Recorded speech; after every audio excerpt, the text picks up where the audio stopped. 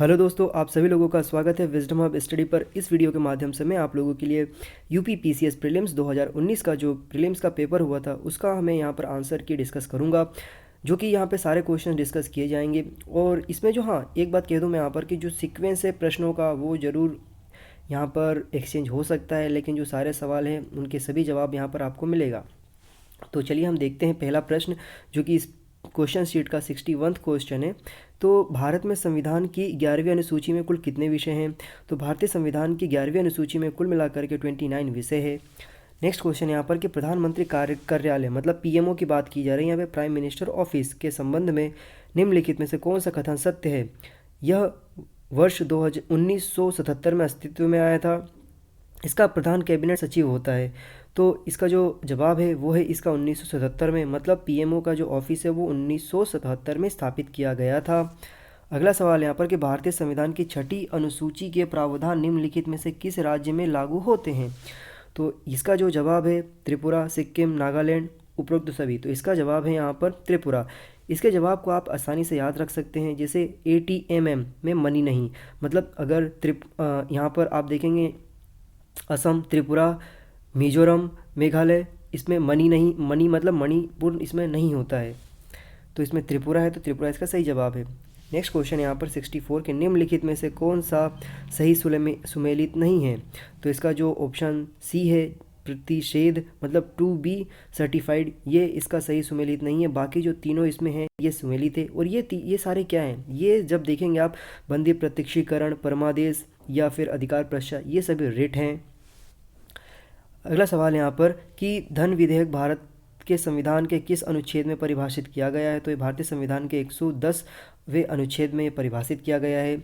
सितंबर 2019 में प्रधानमंत्री मोदी द्वारा उद्घाटित सीमा पार तेल पाइपलाइन परियोजना जो थी वो निम्नलिखित में से किन दो शहरों को जोड़ती है? तो ये मोतिहारी और अमलेखगंज जो प्रोजेक्ट है उसको ये जोड़ती है। अमलेखगंज नेपाल में है और मोतिहारी बिहार में है। इस पर मैंने बाकायदा वीडियो डिस्कस भी किया है। नेक्स्ट क्वेश्चन यहाँ पर 67 की यूनेस्को विश्व धरोहर समिति द्वारा इसके किस शहर में संपन्न हुए मतलब 43वें सत्र में जयपुर को विश्व धरोहर की सूची में शामिल किया गया? तो ये बाकू में हुआ था ये सम्मेलन, बाकू के अजरबैजान। बाकू कहाँ पर है? तो अजरबैजान में है ये, और ये एशिया महाद्वीप में ही है ये।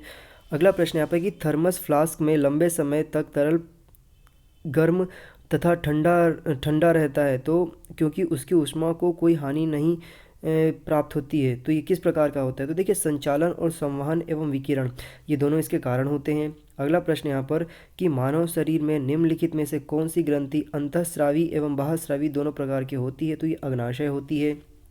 नेक्स्ट क्वेश्चन यहाँ पर कि निम्नलिखित में से किस पदार्थ में कैल्शियम विद्यमान है? इसमें तो होता है, फिर ये जिप्सम में होता है कैल्शियम, क्योंकि जिप्सम आप देखेंगे जो इसे प्लास्टर ऑफ पेरिस भी कहते हैं हम। नेक्स्ट प्रश्न यहाँ पर कि निम्नलिखित में से कौन सा सही सुमेलित नहीं है? आपको देखिए, इस प्रकार के जो प्रश्न होते हैं सही वाले नहीं हैं या हैं, इसको ध्यान से पढ़ना होता है, क्योंकि कई बार सही है पूछा जाता है, कई बार सही है नहीं पूछा जाता है। तो ये पदार्थ है और इनको उपयोग दिए हुए हैं। तो सिल्वर ब्रोमाइड जो है इसका उपयोग यहाँ पर कृत्रिम प्रकाश संश्लेषण के लिए बताया गया, जो कि गलत है। ये जो सिल्वर ब्रोमाइड होता है इसका जो उपयोग होता है ना, वो देखेंगे आप फोटोग्राफी में किया जाता है। फिर सिल्वर आयोडाइड है, फिर लिथियम जो कृत्रिम वर्षा में उपयोग में आता है। लिथियम बाइकार्बोनेट है जो कि गठिया का उपचार में उपयोग आता है। दूधिया मैग्नीशियम है जो कि प्रति अम्ल होता है। अगला प्रश्न यहाँ पर कि तुलसी के पौधे का औषधीय महत्व निम्नलिखित में से मतलब निम्नांकित की उपस्थिति के कारण होता है? तो फिनाल एवं फ्लेवेनाइड जो होता है इसकी वजह से इसकी जो औषधीय महत्व बढ़ जाता है। 87 क्वेश्चन है यहाँ पर कि इकोसिस्टम के संबंध में निम्न में से क्या सत्य है? इकोसिस्टम के बारे में पूछा जा रहा है यहाँ पर। तो उत्पादक प्राथमिक उपभोक्ता से अधिक है, ये इसका जो स्टेटमेंट है सत्य है। अगला प्रश्न यहाँ पर कि सुपोषण के संबंध में निम्नलिखित में से कौन सा कथन सही है? तो सुपोषण के संबंध में जो अगर कथनों की बात करें तो पहला स्टेटमेंट है यहाँ पर कि यह जल निकाय के पोषक तत्व संवर्धन की घटना है। यह जल में घुलित ऑक्सीजन को कम करता है। ये तो ये दोनों ही स्टेटमेंट इसके सही हैं। अगला प्रश्न है यहाँ पर कि मानव गतिविधियों से परिवर्तित पर्यावरण क्या कहलाता है। तो मानव गतिविधियों से जो परिवर्तित होता है पर्यावरण, उसको एंथ्रोपोजेनिक पर्यावरण कहा जाता है। याद रखिए, एंथ्रोपोजेनिक पर्यावरण कहा जाता है। निम्नलिखित कथनों में से कौन सा कथन सही है। तो स्टेटमेंट है इसमें, भूमध्य रेखा से ध्रुवों की ओर जाति विविधता में वृद्धि होती है। तो ये जो स्टेटमेंट है ये पूर्णतः सत्य है कि जैसे जैसे आप भूमध्य रेखा मतलब इक्वेटर की बात की जा रही है, आप ऊपर बढ़ते जाएंगे मतलब पोलर्स की तरफ जाते जाएंगे तो आपको डाइवर्सिटी दिखना प्रारंभ हो जाएगा। Diversity in the sense of geographical तरीके से आप देखेंगे कि मतलब जो इक्वेटर होता है उसके आसपास पानी वाले क्षेत्र होते हैं और घना जंगल होता है। फिर ऊपर जाएंगे, फिर अब जैसे जैसे बढ़ते जाएंगे पोलर की तरफ तो आपको लास्ट में पोलर में एक कह सकते हैं, हम यहाँ पे समझ सकते हैं कि वहाँ पे बर्फीला क्षेत्र आ जाता है। अगला सवाल है यहाँ पर, निम्नलिखित में से कौन सा वायु प्रदूषण के जैविक सूचक का प्रसिद्ध उदाहरण है। तो लाइकेंस है इसका। ये प्रश्न कई बार पूछा गया है। वायु प्रदूषण के जैविक सूचक का जो प्रसिद्ध उदाहरण है वो लाइकेंस है। ये बीपीएससी के एग्ज़ाम में भी प्रश्न आया था। अगला प्रश्न है यहाँ पर 92 कि निम्नलिखित में से कौन सा सही सुमेलित नहीं है। तो इसमें जो पास्तुरीकरण होता है ये गलत है, क्योंकि पास्तुरीकरण जो है वो आप देखेंगे कि दूध में होता है, ये ना कि चाय में। लवणीकरण समुद्री जल का होता है। प्रतिलोम परासरण पेयजल का होता है। विकृतीकरण प्रोटीन का होता है। अगला सवाल यहाँ पर कि निम्नलिखित में से कौन सा एक शाकनाशक उदाहरण है। तो सोडियम क्लोरेट जो है वो शाकनाशक उदाहरण है। यहाँ पर गैस जो धान के खेत में उत्सर्जित होता है, ये बहुत ही कॉमन प्रश्न है जो कि पता होना चाहिए आपको। इसका जवाब मीथेन है। अंतर्राष्ट्रीय सौर संगठन जिसे इंटरनेशनल सोलर अलायंस कहा जाता है कि सचिवालय मध्य प्रदेश नहीं, भारत के किस शहर में है ये। तो गुड़गांव में है ये, जिसे गुरुग्राम भी कहा जाता है उसका नया नाम। 100% ऊर्जा जो सौर ऊर्जा का पर चलने वाली भारत का पहला केंद्र शासित प्रदेश कौन सा है। तो वो दीव है। याद रखिए, स्टेटमेंट और कथन है, इसको आपको समझना है सिलोलिज्म के तथ्य के आधार पर। तो देखिए, दो निम्नलिखित या नीचे दो कथन दिए गए हैं, जिसमें कथन ए तथा कथन दो मतलब एक स्टेटमेंट और दूसरा इसमें इसका रीज़न है। तो मानव विकास सूचकांक जिसे HDI एवं सतत विकास लक्ष्य मतलब SDG पर आधारित भारतीय राज्यों की वरीयता में धनात्मक संबंध है। फिर दूसरा है SDG लक्ष्यों के आधारभूत आयाम शिक्षा एवं स्वास्थ्य की से जो घटना होती है, घनिष्ठता होती है के संबंध में अर्ध संबंधित है। नीचे दिए हुए कूट है। तो देखिए, इसका कारण क्या है कि पहला इसका स्टेटमेंट भी सही है और रीज़न भी इसका पूर्णतः सही है। नेक्स्ट क्वेश्चन यहाँ पर कि बहुआयामी निर्धनता सूचकांक में निम्नलिखित होता है, सम्मिलित होता है। तो इसका अगर स्टेटमेंट देखेंगे तो बहुआयामी जो निर्धनता सूचकांक होता है उसमें स्वास्थ्य भी होता है, शिक्षा भी होता है, जीवन स्तर भी होता है। तो इसमें तीनों ही शामिल होते हैं। अगला सवाल है यहाँ पर कि निम्नलिखित घटनाओं को उनके प्रारंभ के कालानुक्रम के रूप में व्यवस्थित करना है। तो इसमें दिया हुआ वन्य जीव संरक्षण अधिनियम, जैव विविधता संरक्षण अधिनियम, ये विविधता अधिनियम, प्रोजेक्ट टाइगर और प्रोजेक्ट हाथी। तो आप देखेंगे तो ये जो सीक्वेंस है, वन्य जीव संरक्षण अधिनियम 1972 में आया था, फिर प्रोजेक्ट टाइगर 1973 में आ गया था। फिर आप देखेंगे यहाँ पर जो चौथा स्टेटमेंट मतलब चौथा ऑप्शन है प्रोजेक्ट हाथी जो आया था वो भी आया था, मुझे उसका एग्जैक्ट डेट तो ध्यान नहीं है। और फिर जो लास्ट में आया था जैव विविधता अधिनियम, जो कि 20वीं शताब्दी में आया था, 21वीं शताब्दी के स्टार्ट में आया था ये। नेक्स्ट सवाल है यहाँ पर कि नागरिक पंजीयन प्रणाली जिसे CRS कहा जाता है के अंतर्गत कितने दिनों के भीतर जन्म एवं मृत्यु की घटना को भारत में रजिस्ट्रेशन कराना कानूनी रूप से अनिवार्य है। तो ये 21 दिनों के अंतर्गत करवाना रहता है। यदि कोई व्यक्ति मर जाता है तो भी 21 दिनों के अंदर करवाना है। यदि कोई नया जन्म लेता है बच्चा या बच्ची तो उसको भी 21 दिनों के अंदर रजिस्ट्रेशन कराना होता है CRS के तहत, पंजीयन प्रणाली के तहत। राष्ट्रीय परिवार स्वास्थ्य सर्वेक्षण का जो 5वां टारगेट है सर्वेक्षण का सम्मिलित नहीं है, उसमें क्या नहीं है। तो उसमें जो HIV जो परीक्षण है वो उसमें सम्मिलित नहीं है। रक्तचाप सम्मिलित है, मधुमेह मतलब डायबिटीज़ भी सम्मिलित है, मृत्यु का पंजीकरण भी सम्मिलित है। अगला सवाल है यहाँ पर कि पर्यावरणीय कुजनेट्स चक्र पर्यावरणीय क्षति एवं प्रति व्यक्ति GDP के मध्य संबंध दर्शाता है। इस पर्यावरणीय कुजनेट्स वक्र का आकार किस प्रकार का होता है। तो इसका उल्टा U आकार होता है। अगला प्रश्न यहाँ पर कि दो कथन दिए हुए हैं, सत्य और असत्य या रिलेशन आपको बताना है। तो पहला स्टेटमेंट है यहाँ पर कथन कि सतत विकास समाज मानव समाज कल्याण के हेतु महत्वपूर्ण है, उसका कारण बताया जा रहा है। सतत विकास से अभिप्राय ऐसे विकास से है जो भावी पीड़ितों की ज़रूरतें पूरी करने की योग्यता को प्रभावित किए बिना वर्तमान समय की आवश्यकता पूरी करे। तो इसका जो स्टेटमेंट है वो ए है, मतलब इसका कारण कथन भी सही है और कारण भी इसका सत्य है। अगला सवाल है यहाँ पर कि निम्नलिखित में से किस प्रत्यक्ष लाभ योजना को Guinness book of world record द्वारा विश्व की सबसे बड़ी प्रत्यक्ष लाभ योजना माना गया है।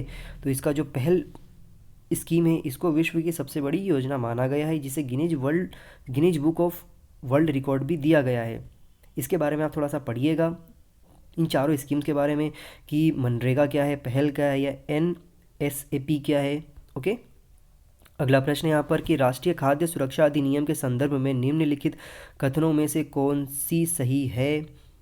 तो इसका स्टेटमेंट आप देखेंगे तो इसके 1, 2 और 3 सही हैं, मतलब तीनों स्टेटमेंट सही है। तो पहला स्टेटमेंट है यहाँ पर कि यह 75% ग्रामीण और 50% शहरी जनसंख्या को आच्छादित करता है, मतलब लाभ पहुँचाता है। दूसरा है यहाँ पर कि महिलाओं और बच्चों को पोषण संबंधी सहायता पर विशेष ध्यान देता है। या 18 वर्ष आयु से अधिक की सबसे बड़ी महिला परिवार की मुखिया होती है। तो राष्ट्रीय खाद्य सुरक्षा अधिनियम का था ये कानून, इसके मतलब कह सकते हैं हाँ कानून जिसके तहत ये सारी चीज़ें अधिनियम के तहत। तो इसका स्टेटमेंट तीनों सही है। 75% ग्रामीण को कवर करता है, 50% शहरी को कवर करता है, महिलाओं और बच्चों को यहाँ पर स्वास्थ्य संबंधी विशेष ध्यान देता है, और 18 वर्ष से आयु के जो अधिक मतलब उम्र के जो महिलाएँ हैं, परिवार की मुखिया हैं, उनको ये विशेष अधिकार देता है। 106वां प्रश्न है यहाँ पर कि भारत में पट्टेदारी सुधार के उपयोग के संदर्भ में कौन सा कथन सही है। तो यहाँ पर 1, 2, 3 कथन सत्य है, मतलब लगान पर विनिमयन अवधि की सुरक्षा, पट्टेदारी का पर स्वामित्व की घोषणा, ये सारे स्टेटमेंट इसके सही हैं। अगला प्रश्न यहाँ पर कि भारत में सार्वजनिक क्षेत्र के कार्यों के संदर्भ में निम्नलिखित में से कौन सा कथन सही है। तो इसका 1, 2, 3, 4 मतलब चारों कथन सत्य हैं। तो कथन को हम एक बार देखते हैं। सार्वजनिक उपयोगिता संसाधन प्रदान करना। दूसरा है सामाजिक और आर्थिक उपजी पूंजी का निर्माण। तीसरा है यहाँ पर कि संतुलित क्षेत्रीय विकास सुनिश्चित करना। और इसका चौथा जो है वो समाज मतलब समतावादी लक्ष्यों को आगे बढ़ाना। तो इसके चारों स्टेटमेंट जो है सही हैं। अगला सवाल है यहाँ पर कि स्वेज नहर के क्षेत्र में उत्तर से दक्षिण दिशा की ओर पड़ने वाली झीलों का क्रम आपको बताना है। तो इसके जो झीलों की क्रम है वो है डी, इसका ऑप्शन सही है। Lake Manzala, Lake Tissa, lake मतलब ग्रेट बिटर लेक है, और फिर लिटिल बिटर लेक के, ये चारों इसके ऑप्शन सही है। एक बार और सुनिए, Lake Manzala, Lake Timsah, Great Bitter Lake और लिटिल बिटर लेक। अगला प्रश्न यहाँ पर कि टेलीग्राफिक पठार हिस्सा है किसका है। तो ये उत्तर अटलांटिक कटक जो है उसका ये हिस्सा है। अगला प्रश्न यहाँ पर कि इसमें आपको मैच करना है और सही बताना है कि कौन कौन से कूट जो दिए हुए हैं वो इसके सही हैं। तो इसका जो ऑप्शन देखेंगे आप, डी ऑप्शन सही है, मतलब बिली की अगर बात करें तो ये कहाँ पर मिलता है। ये एक विभिन्न प्रकार के उष्णकटिबंधीय चक्रवात हैं। तो बिलीज ये ऑस्ट्रेलिया में आपको दिखाई देगा। दूसरा है टैफू, तो टैफू आपको जापान में दिखाई देगा। और तीसरा है यहाँ पे बगू ईओ, तो ये आपको फिलीपींस में दिखाई देगा। और जो चौथा है हरिकेन्स, तो ये सामने ही लिखा हुआ है जो कि बहुत ही न्यूज़ में रहता है, तो ये यूएसए में दिखाई देगा। यदि आप इसमें से 2 से 3 भी अगर आइडेंटिफाई कर लेते हैं तो आपको जवाब आसानी से उसे ढूंढना आसान हो जाएगा। नेक्स्ट प्रश्न है यहाँ पर कि निम्नलिखित में से कौन सा एक साइबेरियन रेल मार्ग पर अवस्थित है। तो ये साइबेरिया जो रेल मार्ग है उसमें जो सोची स्थित है। ये चारों जो शहर हैं, कजान है, सोची है, और मास्क है, और चीता है, ये सारे एशिया महाद्वीप के शहर हैं। ये सोची जो कि ये सोची आप देखेंगे तो ये जो रशिया है, रशिया का एक शहर है ये। अगला प्रश्न यहाँ पर कि निम्नलिखित में से कौन सा सही सुमेलित नहीं है। तो इसका जो डी है मिन्स्ट्रल, ये ऑस्ट्रेलिया में बता रहे, तो ये गलत है। ये पवनों के नाम है। ये सांता अना ये कैलिफोर्निया में इस तरीके की पवन होती हैं। फिर हबूब सूडान में, बामो जापान, और मिस्ट्रल ऑस्ट्रेलिया। चलिए इसमें जो अगला सवाल है इसमें देखेंगे कि कूट दिए हुए हैं, इन कूटों को सुमेलित करना है। तो यहाँ पे कोयला क्षेत्र दिया हुआ है और उसके अवस्थिति का क्षेत्र दिया हुआ है। तो तालचीर जो है दामोदर घाटी में अवस्थित है।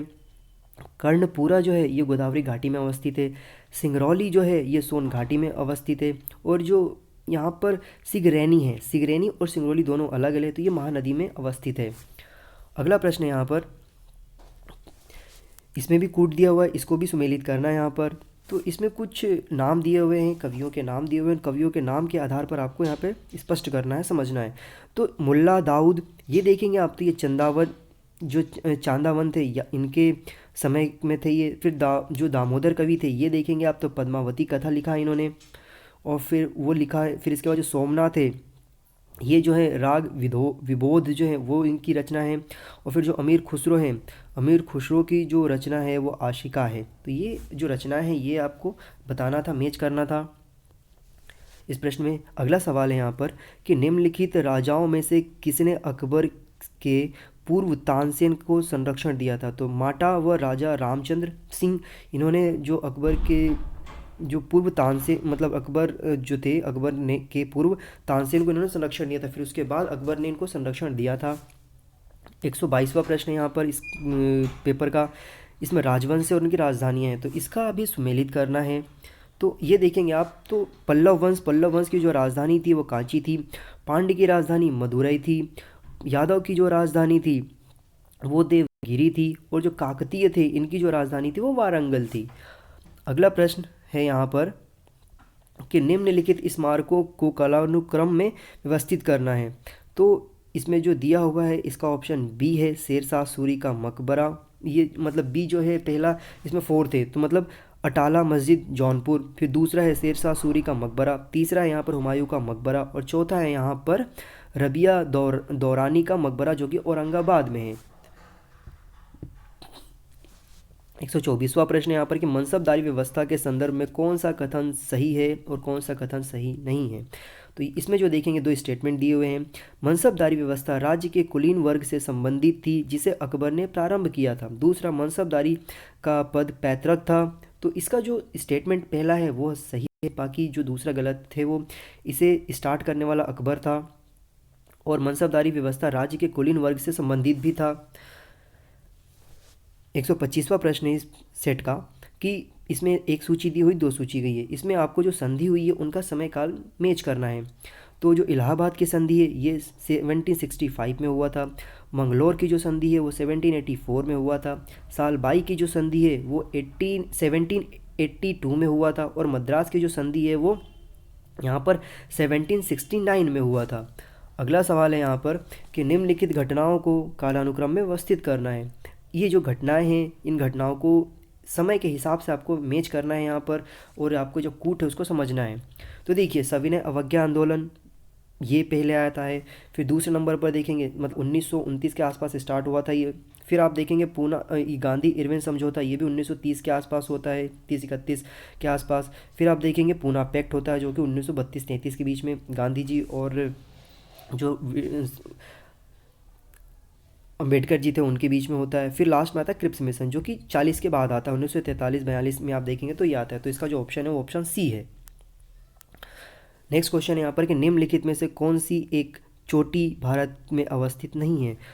इसमें जो है देखेंगे आप, गुरला मानधाता जो है ये भारत में अवस्थित नहीं है, नामचा बारवा भारत में है, नंगा पर्वत भारत में, और कामेट भी भारत में है।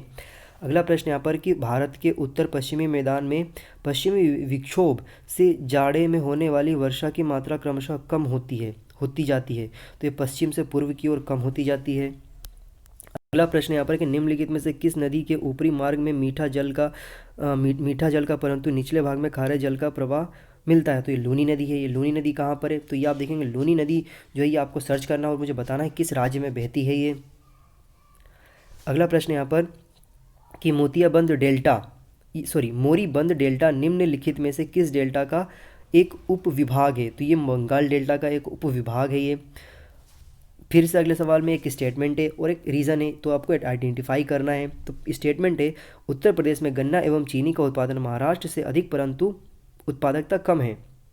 दूसरा है, महाराष्ट्र में अधिकांश चीनी की मिलें सहकारी क्षेत्र में अवस्थित है। तो देखिए ये जो है स्टेटमेंट सही है, दोनों सही है, लेकिन स्पष्ट इसका व्याख्या नहीं कर पाता है दूसरा स्टेटमेंट। अगला प्रश्न यहाँ पर कि निम्नलिखित में से कौन सा सही सुमेलित नहीं है? तो दाम की बात करेंगे तो जो दाम है वो ताम्र की मुद्रा है, देसाई जो है वो राजस्व अधिकारी है, दीवान जो है प्रांतीय राजस्व का प्रमुख है, और जो जरीब है वो एक प्रकार का कर है। अगला प्रश्न यहाँ पर कि असैनिक प्रशासन 1905 में के संदर्भ में कौन सा कथन सही है? तो इसका जो कथन एक और दो दोनों सही है। पढ़ते हैं हम स्टेटमेंट को। लॉर्ड कर्जन ने प्रांतीय सीमाओं को पुनर्गठित करने का निर्णय लिया था 1905 में। उसी के आधार पर आप देखेंगे कर्जन ने ही बंगाल का पार्टीशन करवाया था। पूर्वी बंगाल और आसाम नामक एक नया प्रांत बनाया गया, ये भी सही है। अगला प्रश्न यहाँ पर कि मुस्लिम लीग एवं भारतीय राष्ट्रीय कांग्रेस के बीच राजनीतिक गतिरोध को दूर करने के लिए CR फॉर्मूला किसने बनाया था? तो CR फॉर्मूला जो था वो यहाँ पर राजगोपालाचारी ने बनाया था। अगला प्रश्न यहाँ पर कि the rise and growth of economics nationalism in India के लेखक कौन है? तो ये विपिन चंद्रा इसके लेखक हैं।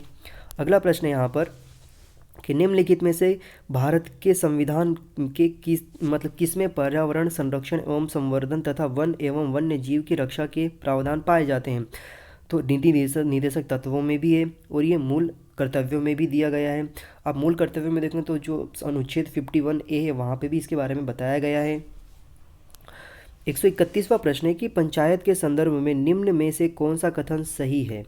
तो इसका जो स्टेटमेंट 3 है ये केवल सही है। हम देखते हैं कि करके तो 50% सीटें अनुसूचित जाति अनुसूचित जनजाति की महिलाओं के लिए आरक्षित है, तो ये पूर्णतः सही नहीं है। अगला प्रश्न है, अगला स्टेटमेंट है कि ग्राम सभा एक निकाय है जिसमें गांव में रहने वाले सभी लोग होते हैं। तीसरा है यहाँ पर कि मध्यमवर्ती स्तर का यह एक पंचायत होता है, तो इसका 3 स्टेटमेंट जो है वह केवल इसका सही है। अगला प्रश्न है कि मजदूर किसान शक्ति संगठन MKSS नामक सामाजिक आंदोलन भारत में निम्न में से किससे संबंधित है? तो ये RTI अधिनियम से संबंधित है। अगला प्रश्न है यहाँ पर कि राष्ट्रीय सामाजिक सहायता कार्यक्रम में गरीबी रेखा से नीचे के लिए निम्न निम्न कार्यक्रम सम्मिलित है? तो इसमें महिला किसान सशक्तिकरण परियोजना इसमें सम्मिलित है। किसने कहा भारत एक अर्ध संघात्मक राज्य है? तो KC व्हीयर ने ये स्टेटमेंट दिया था। भारत की जो संरचना है उसके बारे में बताया था, मतलब कह सकते हैं कि जो लोकतांत्रिक संरचना है।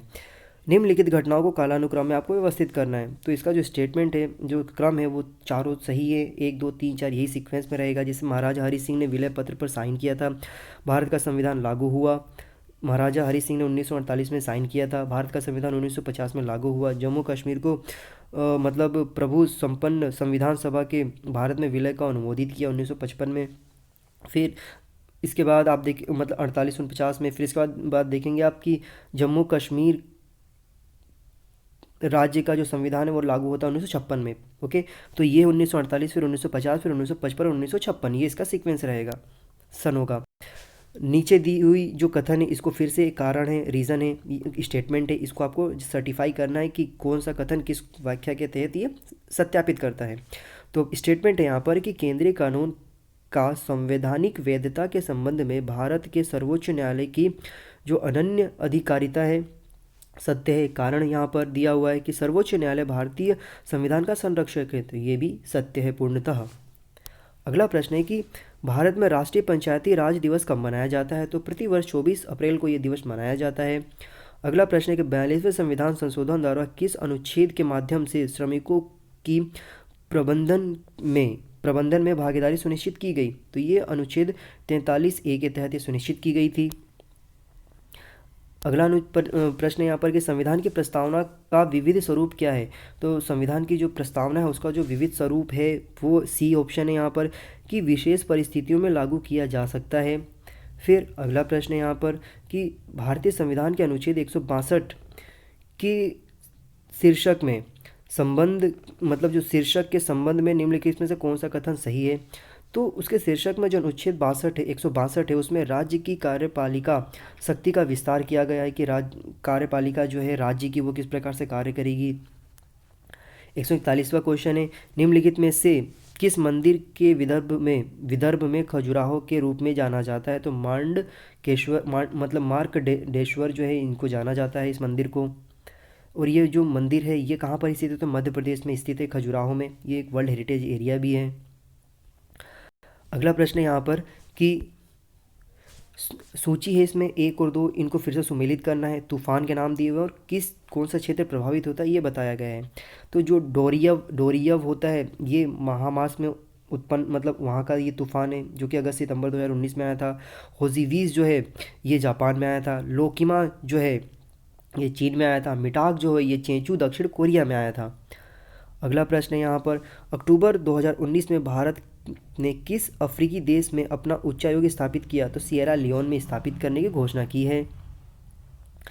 फिर आप अगला प्रश्न देखेंगे यहाँ पर कि नीति आयोग के अनुसार भारत में नवाचार सूचकांक 2019 में निम्नलिखित में से कौन सा राज्य शीर्ष पर रहा? तो कर्नाटक इसमें शीर्ष पर रहा। बुकर प्राइज़ विजेता 2019 जो पुस्तक गर्ल विमेन अदर के लेखिका कौन है? तो ये आप देखेंगे कि बर्नाडीन इवारिस्तो हैं, ये इसकी लेखिका हैं। अगला प्रश्न जो है, विश्व महिला एकल बैडमिंटन मुकाबले में भारत को पहला स्वर्ण पदक दिलाने वाली पीवी संधू ने फाइनल मैच किसको हराया था? तो नाओमी ओकुहारा जो कि जापान की है, उन्हें इन्होंने हराया था। कैरोलिना मरीन से ये ओलंपिक में हार गई थी। अगला प्रश्न है यहाँ पर कि भारतीय प्रधानमंत्री नरेंद्र मोदी द्वारा हाल ही में भूटान के किस जल विद्युत परियोजना का उद्घाटन किया गया? तो मांगझेंदू विद्युत परियोजना का उद्घाटन किया गया है। निम्नलिखित में से कौन सा एक दुनिया का पहला 100% जैविक राज्य है? तो सिक्किम है। अगला प्रश्न है कि चित्राचार्य उपेंद्र महारथी की पुस्तक वेणु शिल्प का संबंध निम्नलिखित में से किस कला से है? तो बोस कला से इनका बांस कला से इनका संबंध है। पैरा एथलीट जो दीपा मलिक है, जिन्हें वर्ष 2019 का राजीव गांधी खेल रत्न पुरस्कार दिया गया है, वो किस खेल से संबंधित है? ये गोला फेंक है। और ये गोला फेंक जो करती हैं, ये आप देखेंगे कि जो पैरालंपिक्स होते हैं मतलब पैरा जो एथलीट होते हैं, ये उसमें उस कैटेगरी में ये खेलती हैं। अगला प्रश्न यहाँ पर कि चंद्रयान 2 अंतरिक्ष यान को प्रक्षेपित करने के लिए इसरो द्वारा जियो सिंक्रोनस उपग्रह प्रक्षेपण यान का उपयोग किया गया था, उसका नाम क्या था? तो उसका नाम GSLV Mark 3M1 उसका नाम था। भारत के सबसे बड़े चरखे के संदर्भ में निम्नलिखित में से कौन सा कथन सही है? तो इसका पहला दूसरा इस दोनों स्टेटमेंट सही है। मतलब इसका उद्घाटन नोएडा में किया गया। यह इसका उपयोग प्लास्टिक के कचरे से किया गया है, मतलब इसको प्लास्टिक के कचरे से इसे बनाया गया है। और नोएडा कहाँ पर स्थित है? तो नोएडा उत्तर प्रदेश में स्थित है। निम्नलिखित में से किस जीव का रक्त सफ़ेद होता है? तो तिलचट्टा का जो रक्त है वो सफ़ेद होता है। ये भी एक कॉमन सा क्वेश्चन है। नाइट्रोजन स्थिरीकरण जीवाणु किस पौधे की जड़ के साथ संयोजन करता है? तो ये दालों के साथ करता है नाइट्रोजनीकरण। बहुत ही कॉमन सा क्वेश्चन है ये भी। जब किसी साबुन के बुलबुले को आवेशित किया जाता है तो निम्न में से क्या घटित होता है? तो त्रिज्या बढ़ जाती है उसकी, साबुन के बुलबुले की। निम्नलिखित में से कौन सा सही सुमेलित नहीं है? तो रेयान जो है वो रूपांतरित स्टार्च है, ये सुमेलित नहीं है। ऑक्सीटोसिन हार्मोन्स होता है। एस्पार्टेम ये एक संश्लेषित मधुरक होता है, मतलब एक शुगर ही टाइप का एक मीठा पदार्थ ये होता है। नियोप्रोइन जो होता है वो एक विशिष्ट प्रकार का रबर होता है।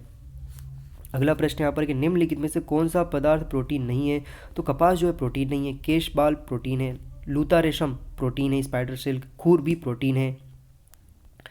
नेक्स्ट क्वेश्चन यहाँ पर कि IMF के नवनियुक्त प्रबंधक निदेशक कौन है? तो क्रिस्टालिना जॉर्जिया हैं, ये इसकी मतलब जो नियुक्त की गई हैं प्रबंधक वो हैं, इसके डायरेक्टर हैं। अगला प्रश्न यहाँ पर कि भारत सरकार द्वारा अक्टूबर 10, 2019 को प्रतिभाशाली बच्चों की कौशल समृद्धि के प्रोत्साहन हेतु प्रारंभ किया गया राष्ट्रीय कार्यक्रम क्या है? तो ये ध्रुव प्रारंभ किया गया है। फिर से एक सूची दी गई है, इसमें आपको सुमेलित करना है। तो देखिए इसका जो ऑप्शन 4 है वो सही है। थॉमस कुक ये ब्रिटिश टूर एवं ट्रेवल्स कंपनी है। जो इसके बाद ग्रेटा थनबर्ग है, ये तीसरा ऑप्शन है, पर्यावरण कार्यकर्ता है। उषा किरण है, ये देखेंगे तो भारतीय सम्मान से के विजेता हैं। कैरी लैम जो है वो हांगकांग के नेता हैं। अगला प्रश्न यहाँ पर कि वर्ष 2019 में अर्थशास्त्र का नोबेल पुरस्कार दूसरी बार किसी महिला को दिया गया है?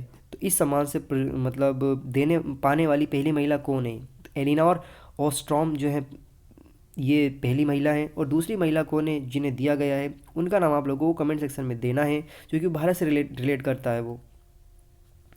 नेक्स्ट प्रश्न है वहाँ पर 72 कि वर्ष 2019 में सितंबर में जल शक्ति मंत्रालय द्वारा प्रारंभ की गई ग्रामीण स्वच्छता रणनीति में किस अवधि को शामिल किया गया? तो 2019 से लेकर के 2029 तक 10 वर्षों के लिए इसे बनाया गया है। इस पूरे प्रोजेक्ट को भारतीय भाषाओं का केंद्रित संस्थान निम्नलिखित में से किस स्थान पर अवस्थित है? तो मैसूरू में स्थित है। भारतीय भाषाओं पर जो रिसर्च किया जाता है मैसूरू में किया जाता है।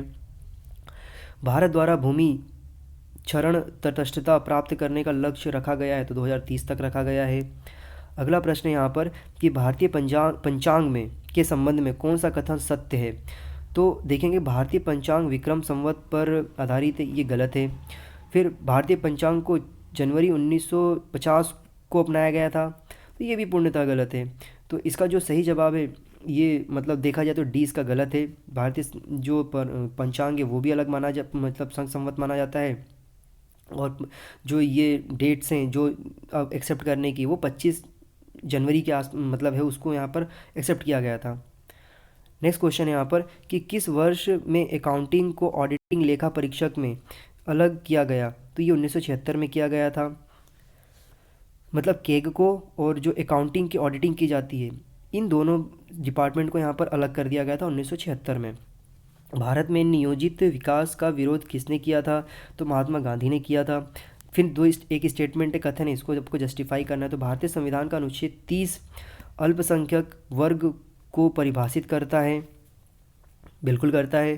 कारण बताया जा रहा है कि संविधान केवल भाषाई और धार्मिक अल्पसंख्यक को मान्यता प्रदान करता है, तो ये पूर्णतः गलत है। ये मतलब कह सकते हैं कि स्टेटमेंट तो सही है लेकिन उसको जस्टिफाई नहीं कर पा रहा है। दोनों स्टेटमेंट अपने आप में सही हैं पर इसका कारण की व्याख्या नहीं कर पा रहा है, तो इसका ऑप्शन हो जाएगा बी।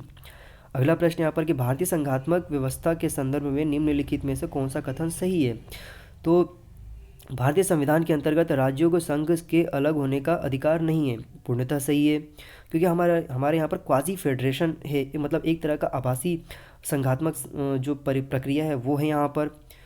दूसरा ऑप्शन है यहाँ पर कि अलग होने की मात्र वकालत करने पर अभिव्यक्ति की स्वतंत्रता की सुरक्षा मिलेगी, तो ये पूर्णतः गलत है। इसका तो जो स्टेटमेंट होगा वो स्टेटमेंट केवल एक इसका सही है। अगला प्रश्न है यहाँ पर कि निम्नलिखित में से कौन सा कथन जो है सही सुमेलित नहीं है। मतलब इसमें सुमेलित नहीं है, सही तरीके से बताना है।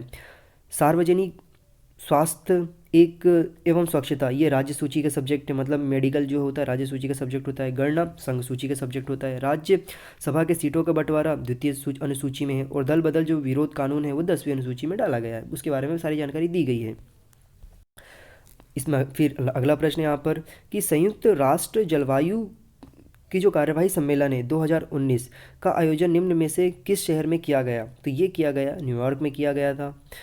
मानव आहार में पॉलिश किए हुए चावल के उपयोग से निम्नलिखित में से कौन सा रोग हो जाता है। तो बेरी रोग हो जाता है। निम्नलिखित में से कौन सा युग्म सही रूप से सुमेलित नहीं है। तो इसमें कुछ विटामिन है, उसकी कमी से होने वाले उसके जो स्रोत है वो बताया गया है। तो विटामिन B6 धान की चोकर से प्राप्त होता है। फिर विटामिन B2 होता है जो कि कॉड यकृत जो वक्रत तेल होता है उससे प्राप्त होता है। विटामिन E जो होता है गेहूँ अंकुरित तेल होता है ये। विटामिन K जो होता है वो अल्फा होता है। अगले प्रश्न में एक स्टेटमेंट है, फिर उसका रीज़न है। तो अधिकांश प्रोटीन मानव शरीर में संश्लेषित नहीं किए जाते हैं। दूसरा है सही स्टेटमेंट सही है, मानव अंग केवल अनिवार्य सूक्ष्म पोषकों का ही संश्लेषण करता है। ये भी स्टेटमेंट सही है लेकिन कारण की व्याख्या नहीं कर पा रहा है ये प्रश्न का जवाब। यहाँ पर आप देखेंगे सूची 1 है सूची 2 है, यहाँ पर आपको सुमेलित करना है। तो केवलार जो है यह आप देखेंगे तो संश्लेषित रेशा होता है। टैक्सोल जो होता है यह आप देखेंगे तो ये कैंसर रोधी दवा होता है। जिंक फास्फाइड जो होता है ये विस्फोटक ये जो देखेंगे आप ये रोटेंड नाशी होता है। और जो नाइट्रोसेलुलोज जो होता है ये एक प्रकार का विस्फोटक होता है। अगला प्रश्न यहाँ पर है कि निम्नलिखित में से किस वस्तु के नमूने को हवा में खुला रखने पर कुछ समय पश्चात गायब हो जाता है, जैसे कपूर, नेफ्थलीन अथवा शुष्क। इसकी परिघट्टता को क्या कहते हैं। तो ये ऊर्ध्वपातन के द्वारा होता है, जिसे यहाँ पे सब्लिमेशन कहा जाता है। अगला प्रश्न यहाँ पर कि प्रकाश ऊर्जा का ऑप्टिकल फाइबर में संचरण जो होता है वो निम्नलिखित घटना का उदाहरण है। तो ये पूर्व आंतरिक परावर्तन का होता है। तो ये मतलब टोटल इंटरनल रिफ्लेक्शन का एक उदाहरण है ये। अगला प्रश्न यहाँ पर कि एंजाइमों के संदर्भ में निम्नलिखित में से कौन सा कथन सही है। तो इसका 1 और 2 स्टेटमेंट सही है, मतलब ये जैव उत्प्रेरक होते हैं, ये शरीर में उसी स्थान पर अपना कार्य करते हैं जहाँ वे उत्पादित होते हैं। अगला प्रश्न यहाँ पर कि माँ का दुग्ध जो होता है वह नवजात को लगभग संपूर्ण आहार प्रदान करता है, किंतु इसमें निम्नलिखित का अभाव होता है। तो किसका अभाव होता है। तो माँ के दूध में जो अभाव होता है, कमी होता है, वो लौह तत्व की कमी होती है। इसमें पोटेशियम होता है, मैग्नीशियम होता है और कैल्शियम भी होता है। 10वां प्रश्न जो है इसमें टेप मतलब जो सीक्वेंस वो आपको सही तरीके से बतानी है। सीक्वेंस क्या मतलब जो प्रयोगशाला में संश्लेषण के कालानुक्रम में पाया गया है। तो सबसे पहले फुलेरिन बनाया गया, फिर यहाँ पर केवलार बनाया गया, फिर यहाँ पर गैफ्रीन बनाया गया, फिर अंत में यहाँ पर ब्लैक गोल्ड बनाया गया। बिब्लियोमेट्री है क्या है ये? तो ये पुस्तकालय सेवा है। बिब्लियोमेट्री जो होता है पुस्तकालय की सेवा होती है एक प्रकार की। अगला प्रश्न यहाँ पर कि मतलब यहाँ पर कार्यकाल दिए हुए हैं और वर्ष दिया हुआ है, कार्यक्रम और वर्ष उनको यहाँ पर सुमेलित करना है आपको। तो आप देखेंगे यहाँ पर कि जो अंधत्व नियंत्रण हेतु जो राष्ट्रीय कार्यक्रम है वो यहाँ पर स्टार्ट किया गया था 1976 में। फिर समन्वित बाल विकास जो योजना है वो स्टार्ट की गई थी 1975 में। फिर आप देखेंगे यहाँ पर कि जो तीसरा है राष्ट्रीय कुष्ठ निवारण कार्यक्रम, ये स्टार्ट किया गया था 1983 में। और फिर राष्ट्रीय ग्रामीण स्वास्थ्य मिशन जो है ये स्टार्ट किया गया था 2005 में। अगले सवाल में यहाँ पर स्टेटमेंट है और कथन है, इसको यहाँ पर हमें जवाब देना है इसका। तो स्टेटमेंट है कि हाल के वर्षों में भारत में महिलाओं के लिए श्रम और भागीदारी की दर में तेज़ी से गिरावट आई है। स्टेटमेंट गलत है। रीज़न बताया जा रहा है पारिवारिक आय में सुधार एवं शिक्षा में वृद्धि के कारण इस श्रम की भागीदारी दर में गिरावट आई है। नीचे दिए हुए कूटों को सम्मिलित करना है। तो ये जो स्टेटमेंट है मतलब जो ए है, ए तो सही है, कमी तो आई है बिल्कुल, लेकिन जो कारण है जो रीज़न दिया जा रहा है वो गलत है। इसका रीज़न मतलब महिलाओं की जो भागीदारी है उसमें तेज़ी से गिरावट आई है, लेकिन रीज़न जो दिया गया है कि भागीदारी मतलब पारिवारिक कारण की वजह से इन सब चीज़ों में कमी आ रहा है तो वो गलत है। 26वां प्रश्न है यहाँ पर कि भारत में निर्माता निर्धरता अनुपात मतलब यहाँ पर डिपेंडेंसी जो रेशो हो निर्भरता जो रेशो है वो घट रहा है। क्या किस रेट से घट रहा है? तो 15.59 वर्ष की जो जनसंख्या सापेक्षा अधिक है, ये इसका रीज़न है। अगला प्रश्न यहाँ पर कि निम्नलिखित में से कौन सा सतत विकास मतलब एसडीजी भारत में 2030 तक सभी के लिए पानी की उपलब्धता और इससे संबंधित जो प्रावधान है उसको लक्षित करता है? तो एसडीजी 6 है, उसमें बोला गया नीट एंड क्लीन पानी की उपलब्धता कराना इसमें बोला गया है, जो कि सस्टेनेबल डेवलपमेंट गोल का टारगेट है, उसे अचीव करना है 2030 तक। इसमें कुल मिलाकर के 17 गोल हैं। अगला प्रश्न यहाँ पर कि हठ योग के संदर्भ में निम्नलिखित में से कौन सा कथन सही है? तो इसका 1 और 2 दोनों सही। हठ योग नाथ पंथियों द्वारा अपनाया जाता था। दूसरा है हठ योग क्रिया को सूफी संतों ने भी अपनाया था। अगला प्रश्न यहाँ पर कि निम्नलिखित में से कौन सी एक विशिष्टता इक्ता व्यवस्था की नहीं है? तो इसका ऑप्शन सी है। इक्ता में से एकत्रित राजस्व सीधा सुल्तान को के खाते में जाता था, तो ये पूर्णतः गलत है। इसके जो सत्य कथन है वो है कि इक्ता एक राजस्व एकत्रित करने की व्यवस्था थी। इसके बाद सियासतनामा इक्ता व्यवस्था की जानकारी का स्रोत था। फिर मुक्ति ओ को इक्ता से एकत्रित राजस्व में सैनिक रखने पड़ते थे। अगला जो सवाल है इसमें यह है कि पुस्तकें हैं उसके लेखक हैं, इसमें से कौन सा सुमेलित नहीं है ये आपको बताना है। तो तबकात ए नासरी इसके लेखक जो है मिनहाज उस मिरा जो सिराज हैं जिसे जस जानी कहा जाता है, ये लेखक है इसके। फिर तारीख ए फ़िरोज़ शाही तो शम्स ए सिराज अफ़ीफ़ इन्होंने लिखा है। तुगलक नामा इब्न बतूता ने लिखा है जो कि गलत है। फिर हुमायूं नामा गुलबदन बेगम ने लिखा है जो कि जो हुमायूं है उनकी बेटी थी ये। अगला प्रश्न है यहाँ पर कि नेटिव मैरिज एक्ट किस वर्ष पारित किया गया? तो नेटिव मैरिज एक्ट 1872 में पारित किया गया था। फिर यहाँ पे अगला जो सवाल है इसमें आंदोलन है और वर्ष दिए गए हैं। तो जो पावना का जो आंदोलन है वो हुआ था 1873 और 85 में। एफा जो हुए बी वाला इसका ऑप्शन एफा हुआ था 1922 में। संताल रिबेलिएशन जो हुआ था वो हुआ था 1855 और 56 में हुआ था। फिर ताना जो भगत है ये हुआ था यहाँ पर 1914 में। अगला प्रश्न यहाँ पर कि समृद्धि की सीमा की अवधारणा का प्रतिपादन किसके द्वारा किया गया था? तो ये क्लब ऑफ रोम के द्वारा किया गया था। वर्ष के अधिकांश हिस्से में बेरोजगार रहने वाले अधिकांश की संख्या को क्या कहा जाता है? तो सामान्य स्थिति बेरोजगारी कहा जाता है उसे। कारपोरेट सामाजिक उत्तरदायित्व जैसे CSR के संदर्भ में निम्नलिखित में से कौन सा कथन सही है? तो इसमें जो बोला गया है कि कंपनी एक्ट 2014 ने CSR को अनिवार्य बना दिया, ये गलत है। इसके बाद इसके अंतर्गत आने वाली इसके अंतर्गत आने वाली कंपनियों को अपने वार्षिक शुद्ध आय का 1% CSR की गतिविधियों में व्यय करना होता है। तो गलत है, इसमें 2% है, तो दोनों स्टेटमेंट इसके गलत हैं। इसके लिए एक नया कानून भी लेके आया गया है, इसलिए इसको न्यूज़ में रखा गया है। तो ये आपको पढ़ना चाहिए, मेरे हिसाब से मैं बोल रहा हूँ आपको, उसको एक बार पढ़ें जरूर। 31वां प्रश्न है कि जीवन की भौतिक गुणवत्ता सूचकांक किसके द्वारा विकसित की गई थी? तो ये मॉरिस डी मॉरिस के द्वारा विकसित किया गया था। भारत का वैश्विक भूख सूचकांक 2017 में स्थान था, तो 100वां स्थान था। वर्तमान में 102वां स्थान है। 36वां क्वेश्चन जो है, निम्नलिखित में से कौन सा सुमेलित नहीं, ये बताना। जनजाति और स्थान, मतलब कौन सी जनजाति कहाँ पाई जाती है, ये आपको इसमें स्पष्ट करना है। जो मैच नहीं है उसको गलत बताना है। तो पिग्मी ये कागो बेसिन में पाई जाती है, कॉन्गो बेसिन में। आगामी नागालैंड में पाई जाती है। एनू जापान में पाई जाती है।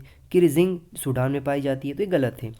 नेक्स्ट प्रश्न में स्टेटमेंट है और कथन है, इसको आपको बताना है, कारण बताने हैं। हिंद महासागर कई बड़ी शक्तियों का सैन्य अड्डा बन गया है, ये पूर्णतः सही है, क्योंकि यहाँ पे बहुत सारे ऐसे कंट्रीज़ हैं, चाइना है, इंडिया है, इसके बाद अमेरिका है। आप देखेंगे कि अन्य कंट्रीज़ के भी यहाँ पे बेस बने हुए हैं। तो कथन, इसका जो स्टेटमेंट पहला सही है, हिंद महासागर के निकटवर्ती देशों को बहुत भौगोलिक राजनीतिक लाभ है, ये भी पूर्णतः सही है कि बहुत ही आज के समय जो 21वीं सदी में सबसे स्ट्रेटेजिक लोकेशन अगर किसी सी का है तो वो है हिंद महासागर। अगला प्रश्न है यहाँ पर कि मध्य भारत में स्थित पहाड़ियों का पश्चिम में पूर्व निम्नलिखित में से कौन सा क्रम सही है? तो ये जो बी है ये सही है। सतपुड़ा, फिर महादेव, मैकाल और फिर छोटा नागपुर का पठार। ये पश्चिम से आप पूर्व की तरफ जाएंगे तो ये इसका पूरा सीक्वेंस है। सतपुड़ा का सतपुड़ा आता है जो कि मध्य प्रदेश में है, महादेव आता है, फिर मैकाल आता है, फिर छोटा नागपुर का पठार आता है। अगला प्रश्न है स्टेटमेंट है और कारण है।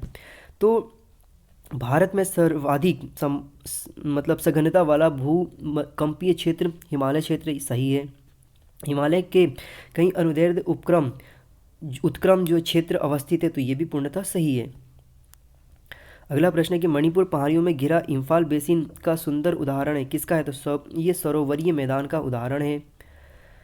अगला प्रश्न है कि इसमें आपको घटना दी हुई है, वर्ष दिया हुआ है, जो सुमेलित नहीं है उसको आपको बताना है। तो भारतीय जल सेना अधिनियम है वो 1927 में लाया गया था। सविनय अवज्ञा आंदोलन 1930 में हुआ था, जो कि इसी पेपर में इस प्रकार के प्रश्न आए थे। द्वितीय गोलमेज सम्मेलन 1931 में हुआ था, जो कि 3 गोलमेज सम्मेलन हुए थे। सांप्रदायिक निर्णय मतलब कम्युनल की जो बात की मतलब अवार्ड की बात की गई थी, ये किया गया था 1933 में मैकडोनाल्ड के द्वारा। नेक्स्ट क्वेश्चन है आपके लिए कि घटनाओं को काल क्रमानुसार व्यवस्थित करना है और कूट जो है उसको सही बताना है। तो इसमें 4 तरह की घटनाओं के बारे में जिक्र किया गया है। तो पहला जो स्टेटमेंट मतलब जिक्र है, जिसे फिरोज शाह मेहता की मृत्यु, ये चौथा जो है पहला है। फिर जो दूसरा है जलियांवाला बाग 1919, ये आएगा। फिर साइमन आयोग की नियुक्ति 1925 के बाद हुआ था 1927 में 28 में, ये सही है। फिर महात्मा गांधी की दांडी यात्रा 1931 में, तो ये वाला इसका सीक्वेंस सही है। अगला सवाल है यहाँ पर कि INA के अधिकारियों पर मुकदमा चलाया गया था, कहाँ पर? लाल किला जो है दिल्ली में, इन पर मुकदमा चलाया गया था। फिर अगला सवाल है इसका 54वां कि नीचे दिए कथन है और स्टेटमेंट है, इसको आपको जस्टिफाई करना है, क्या है इसके रीज़न। तो देखिए कथन क्या बोल रहा है कि बंगाल की जो एशियाटिक सोसाइटी की स्थापना वॉरेन हेस्टिंग के काल में हुई थी, उसने सर विलियम जोन्स के पक्ष में उक्त विद्वत संस्था की अध्यक्षता का प्रस्ताव अस्वीकार कर दिया था। दूसरा है वॉरेन हेस्टिंग स्वयं एक उद्भट मतलब एक विद्वान तथा प्राच्य विद्या का प्रखर समर्थक था, जो संस्कृत, फारसी एवं अरबी अध्ययन को प्रोत्साहित करता था। तो 1 और 2 दोनों कथन सही हैं, लेकिन जो व्याख्या करने के लिए जो इसका कारण दिया हुआ है वो पूर्णतः सही नहीं है। अगला प्रश्न है यहाँ पर कि निम्नलिखित में से नदियों में से कौन सा अपने भ्रंश घाटी में प्रवाहित होती है? तो चंबल जो है वो भ्रंश घाटी में प्रवाहित होती है, इसलिए चंबल का बीहड़ आपने सुना होगा, जो पान सिंह तोमर की मूवी है वो इसी पर आधारित है, मतलब उसमें बीहड़ों की वजह से ही वो नहीं पकड़े जाते हैं। अगला प्रश्न, निम्नलिखित में से प्राकृतिक प्रदेश में से किसे बड़े शिकारों का भूमि के नाम से जाना जाता है? तो उष्णकटिबंधीय सवाना प्रदेश को इस नाम से जाना जाता है। हिमालय पर्वत श्रेणी के संबंध में निम्नलिखित में से कौन सा कथन सही है? तो इसका जो 2 और 3 है वो सही है। किस प्रकार से? देखिए मुख्य हिमालय की परतदार चट्टानें जीवाश्महीन है, तो ये गलत है। वहाँ पे बहुत सारे ऐसे फॉसिल आपको मिलेंगे। फिर नेक्स्ट क्वेश्चन है यहाँ पर कि लघु हिमालय की परतदार चट्टानों में जैविक मतलब समुद्री जीव जंतुओं के जीवाश्म मिलते हैं। तो ये सही है कथन, क्योंकि उसमें बहुत सारे फॉसिल मिलते हैं, क्योंकि जो वो क्षेत्र है उसको वहाँ पे मतलब तैटित सी था, वहाँ पर ऐसा पूरा घटना के बारे में जानकारी मिलती है ज्योग्राफी में। फिर बाह्य हिमालय का जो शिवालिक हिमालय में मानव सभ्यता के अवशेष मिले हैं, तो ये भी पूर्णतः सही है। तो इसका स्टेटमेंट 2 और 3 सही है, पहला इसमें गलत है जो कि बोलता है कि वहाँ पर जीवाश्म नहीं मिलते हैं, ये गलत है। नेक्स्ट क्वेश्चन है यहाँ पर कि स्टेटमेंट और कारण है अकबर ने शेर शाह की तरह राज्य के सिक्कों के प्रचलन को नियमित करने का प्रयास किया। सही है। शेर शाह की मुद्रा पद्धति के समान अकबर के समय जो ताम्र का प्रमुख सिक्का मतलब प्रमुख सिक्का दाम था, ये भी पूर्णतः सही है और कारण की व्याख्या भी कर रहा है ये कथन की। देखिए अब जो प्रश्न है यहाँ पर, इसमें स्टेटमेंट मतलब युद्ध है, इनके सीक्वेंस को आपको समझना है और आपको आइडेंटिफाई करके सही आंसर देना है। तो धर्मत का युद्ध पहले आया था, फिर यहाँ पर सरनौल का युद्ध हुआ था, फिर यहाँ पर आप देखेंगे तीसरा, सॉरी मैं स्टेटमेंट गलत बोल गया, मतलब बिलग्राम का युद्ध पहले हुआ, फिर सरनौल का युद्ध हुआ, फिर धर्मत का युद्ध हुआ और फिर लास्ट में जजाऊ का युद्ध हुआ। तो ये जो युद्ध हुए इनका आप ये सीक्वेंस है इसका, इसे आपको याद रखना है। इसके आप समय देख सकते हैं कालक्रम गूगल कर करके। अगला प्रश्न यहाँ पर वनस्पति के प्रकार हैं और क्षेत्र हैं, ये कहाँ पाए जाते हैं ये आपको बताना है। तो देखिए माकवी जो होता है ये भूमध्य सागर के जो तटीय क्षेत्र है वहाँ पाया जाता है। फीबस जो होता है ये पाया दक्षिणी अफ्रीका में पाया जाता है। चैपरेल जो होता है ये आपको कैलिफोर्निया में मिलेगा और मेटोरोल जो होता है ये आपको चिली में ही मिलेगा। नेक्स्ट देश है और राजधानी बतानी। उज्बेकिस्तान की राजधानी ताशकंद है। तजाकिस्तान की राजधानी जो है वो दुशांबे है। किर्गिस्तान की जो राजधानी है वो बिश्केक है। और तुर्कमेनिस्तान की जो राजधानी है वो अशगाबाद है। तो ये जो सीक्वेंस है पूर्णतः सत्य है। नेक्स्ट है प्राकृतिक वनस्पति है और कहाँ पाए जाते हैं ये आपको बताना है। तो जो अधिजीवी वनस्पति है भूमध्य रेखी में मिलते हैं, क्षेत्र में मिलते हैं। फिर जो बबूल है वो सहारा क्षेत्र में मिलता है, कटीला क्षेत्र। फिर मतलब पौधा जो होता है बेबो बाब जो होता है ये आपको मिलेगा सवाना क्षेत्र में। फिर देवदार के जो वृक्ष होते हैं भूमध्य सागरीय क्षेत्र में मिलते हैं। अगला प्रश्न है यहाँ पर कि कौन सा जैविक नाइट्रोजन निर्धारण से संबंधित है। तो इसमें नीला हरा शैवाल जो होता है वो नाइट्रोजन निर्धारण से संबंधित होता है, जो कि जैविक नाइट्रोजन से मतलब संबंध रखता है। ये धुआं जिसे स्मॉग की बात की जा रही है यहाँ पे कि आवश्यक रूप से वायुमंडल में निम्नलिखित की उपस्थिति के कारण होता है। तो नाइट्रोजन एवं सल्फर के कारण ये होता है, ऑक्साइड के कारण होता है ये। अगला प्रश्न यहाँ पर कि निम्नलिखित में से किस में दुर्लभ उपलब्धि के कारण वैश्विक 5000 पुरस्कार दिया जाता है। तो पर्यावरण संरक्षण के लिए दिया जाता है ये। श्वास वीवर क्या है, ये नहीं श्याम वीवर क्या है। श्याम वीवर एक सिमट गया तारा है। भारत में सबसे अधिक जैव विविधता संपन्न क्षेत्र कौन सा है। तो पश्चिमी घाट जिसे वेस्टर्न घाट कहा जाता है, जिसे सह्याद्री भी कहा जाता है, ये जैव विविधता संपन्न क्षेत्र है। निम्नलिखित में से कौन सा भारत में सतत विकास लक्ष्यों के कार्यान्वयन के लिए एक नोडल संस्था है। तो नीति आयोग है। 23वां प्रश्न यहाँ पर कि लघु उद्योगों के लिए बनी निम्न समितियों को कालानुक्रम में व्यवस्थित कीजिए और उनकी सूची को कौन सा सही है बताना है। तो देखिए जो चौथा है कार्वे समिति, फिर सेकंड नंबर पर आता था आबिद हुसैन समिति, फिर फर्स्ट नंबर पर आएगा नायक समिति और थर्ड नंबर पर जो लास्ट नंबर पर जो आएगा वो आएगा एस कोहली समिति। अगला प्रश्न है यहाँ पर कि निम्नलिखित में से कौन सा एल्विडो से संबंधित है। तो ये जो वापसी की शक्ति होती है ये एल्विडो से संबंधित होती है। नेक्स्ट प्रश्न है कि गहरी कार्बन वेधशाला के संबंध में निम्नलिखित में से कौन सा कथन सत्य है। तो यह वैश्विक अनुसंधान कार्यक्रम पृथ्वी पर कार्बन की भूमिका को आगे बढ़ाने के लिए कार्य कर रहा है। फिर यह गहरी माइक्रोबियल परिस्थिति की तंत्र के क्षेत्रीय अवलोकन के लिए है। तो इसका फर्स्ट एंड सेकंड स्टेटमेंट दोनों सत्य है।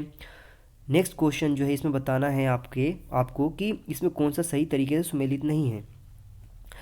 तो कार्टेजेना प्रोटोकॉल्स बायोसेफ्टी से संबंधित है। स्टॉकहोम जो सम्मेलन है वो अनवरत जैविक प्रदूषण संबंधित है। मॉन्ट्रियल प्रोटोकॉल जो है वो ओजोन परत से संबंधित है। क्योटो प्रोटोकॉल जो है वो जल संरक्षण से संबंधित है। फिर नेक्स्ट क्वेश्चन यहाँ पर 15th, इसमें स्टेटमेंट है, फिर कथन कारण है। उष्णकटिबंधीय क्षेत्रों में तितलियों की प्रजातियाँ सर्वाधिक पाई जाती है। सत्य है। तितलियाँ कम तापमान में नहीं रह सकती, ये भी पूर्णतः सत्य है। इसलिए ठंडे प्रदेशों के क्षेत्र में रहती हैं वो। नेक्स्ट प्रश्न है, पारिस्थितिकी तंत्र में एक पोषी स्तर से दूसरे पोषी स्तर की स्थानांतरण की ऊर्जा की मात्रा किस प्रकार की होती है? तो ये जो एक स्तर की मात्रा से दूसरे स्तर, मतलब एक परिस्थितिकी तंत्र से दूसरे परिस्थितिकी तंत्र में जब होता है, पोषी स्तर होते हैं, उसमें स्थानांतरण की मात्रा जो होती है वो घट जाती है। तो दोस्तों इस पूरे वीडियो के माध्यम से मैंने आप लोगों के लिए यूपी पीसीएस 2019 का जो प्रीलिम्स का पेपर आया था उसका मैंने एनालिसिस किया। इस स्तर पर देखा जाए तो पेपर मेरे हिसाब से तो मतलब मैंने जो पढ़ा है इतना टफ नहीं था, हालांकि मैंने सुना कि बहुत ही ज़्यादा टफ पेपर आया था। यूपी से रिलेटेड इन्फॉर्मेशन कम है यहाँ पर, इंटरनेशनल चीज़ों से संबंधित ज़्यादा है। इतिहास जो और भूगोल और ज्योग्राफी ये जो सब्जेक्ट हैं, इकोनॉमिक्स से भी कम सब क्वेश्चन मिले यहाँ पर। तो ये जो क्वेश्चन है ये एक ट्रेडिशनल टाइप के क्वेश्चंस होते हैं जो हमेशा पूछे जाते हैं। तो इस बार का जो क्वेश्चन रहा, एनालिसिस अगर मैं करूँ तो ये एक बैलेंस पेपर रहा। आई थिंक मुझे उम्मीद है कि आप लोगों को अच्छे से मार्क्स इसमें आ चुके होंगे, मतलब आने की उम्मीद है। तो इसी तरीके से जो प्रॉब्लम्स रहेंगी उनको आप आइडेंटिफाई करिए, और क्वेश्चन वही बनते हैं दोस्तों जो न्यूज़ में रहता है, समाचार न्यूज़ में जो खबर रहती है प्रश्न उसी से बनते हैं। तो आप लोगों को बहुत सारी शुभकामनाएं। इसी प्रकार के जो अन्य पेपर होते हैं उसका मैं बाकायदा इस प्रकार के जो एनालिसिस रहता है मैं करने की कोशिश करता हूँ, करूँगा। और यदि इसमें किसी प्रकार के मेरे द्वारा जो आंसर्स बोले गए हैं कुछ समय ईयर इसमें कोई मिस्टेक होती है तो इसको आप ऐसे ऑथेंटिकेट ना माने, आपको अपने स्तर पर भी सर्च जरूर करें। Thank you so much. दोस्तों मैं अनअकैडमी पर पढ़ाता भी हूँ। अनअकैडमी पर मेरे कोर्सेज अवेलेबल हैं जो कि डिज़ाइन किए गए हैं मेरे द्वारा। 29 कोर्सेज डिज़ाइन किए गए हैं, 300 से ज़्यादा वीडियोस अवेलेबल है, अपने जाकर के देख सकते हैं। इसके साथ ही यदि आप अनअकैडमी कोई भी प्लस कोर्सेज परचेस करना चाहते हैं तो आप मेरा कोड यूज़ करिए IMMonki28। आप यहाँ पर 10% का डिस्काउंट अवेल कर सकते हैं ऑन एवरी प्लस कोर्सेज। आप यहाँ पर देख सकते हैं जो मेरे कोर्सेज डिज़ाइन किए गए हैं, ये सारे कोर्सेज करंट अफेयर के हैं, स्पोर्ट्स के हैं, हिस्ट्री के माइनर MCQ हैं, अवार्ड से संबंधित हैं, गवर्नमेंट स्कीम्स हैं, पॉलिटिकल के जो भी यहाँ पर इशू होते हैं वो है, इंटरनेशनल रिलेशंस हैं, इंटरनेशनल बाउंड्रीज़ हैं। फिर इसके बाद यहाँ पर आप देखेंगे डिफेंस, साइंस, टेक्नोलॉजी वो हैं, जितने भी यहाँ पर इंडाइसेस रिपोर्ट आती है उन सब की इन्फॉर्मेशन यहाँ पर दी गई। ये सारे कोर्सेज डिज़ाइन किए हुए मेरे द्वारा। ये देखिए आप यहाँ पर, तो ये सभी कोर्सेज है जो कि आपको बहुत ज़्यादा बेनिफिशियल रहेंगे से MPPSC की प्रिपरेशन के लिए। आपको बहुत ज़्यादा आइडेंटिफाइड वेरीफाइड तरीके से ये डिज़ाइन किए हुए कोर्सेज है, क्योंकि अनअकैडमी पर कोई भी ऐसे कॉपी किया हुआ कंटेंट नहीं डाला जाता है। ओके, तो आप इन्हें जाकर के देखिए, आपको बहुत ज़्यादा फायदा होगा। मैं इनकी लिंक्स जो है कोर्सेज की मैं डिस्क्रिप्शन बॉक्स में प्रोवाइड करा दूँगा, आप लोग वहाँ पर जाकर के एक्सेस कर सकते हैं। और इसके साथ ही जो मेरे फेसबुक के पेजेस हैं जहाँ पर मैं करंट अफेयर डालता हूँ, अनअकैडमी के जो लिंक्स हैं कोर्सेज के वो, और इसके बाद टेलीग्राम पे जहाँ पर मैं PDF डालता हूँ, और व्हाट्सएप के जो ग्रुप्स हैं उनकी भी लिंक मैं आपको डिस्क्रिप्शन बॉक्स में प्रोवाइड करा दूँगा, और मैं कमेंट सेक्शन में पिन कर दूँगा, वहाँ पर जाकर के भी आप ज्वाइन कर सकते हैं। और इसके साथ आप लोगों से रिक्वेस्ट ये है कि जो हमारे चैनल है विजडम हब स्टडी, आप इसे सब्सक्राइब करिए, लाइक करिए, शेयर करिए, कमेंट करिए, और जो भी आपके डाउट्स होते हैं वो हमें कमेंट सेक्शन में बताइए। हम कोशिश करेंगे कि वो सारे सवालों के जवाब आपको हम 24 घंटों में दे सकें। और इस प्रकार के अन्य जो वीडियोस हैं वो आपको इसी चैनल पर मिल जाया करेंगी, तो आप बेल आइकन बटन दबा दीजिएगा ताकि आपके सामने जब भी हम अपलोड करें वीडियोज़ तो आपको नोटिफिकेशन आ जाए और आप उसे देख लें। So thank you so much watching this video. Have a good day. जय हिंद, जय भारत।